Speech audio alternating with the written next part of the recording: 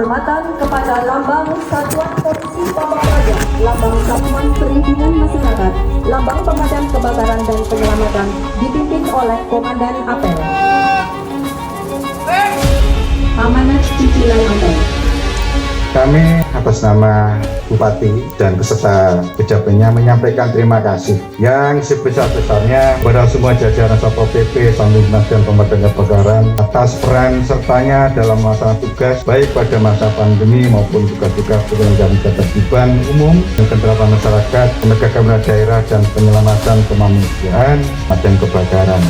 Satpol PP dan Sanikma serta Pemadam Kebakaran dan Keselamatan selain menjadi mitra aparat keamanan dan pengembang fungsi pelaksanaan penegakan peraturan daerah, juga memiliki peranan untuk melindungi dan memberikan rasa aman bagi masyarakat. Oleh karenanya, kami juga menekankan agar pengetahuan dan kemampuan khusus perlu dikembangkan untuk mewujudkan organisasi yang berkualitas. Terus mengambil langkah dan inovasi, mencari terobosan-terobosan dalam rangka pelaksanaan tugas, tentunya dengan sikap tegas, santun dan beretika.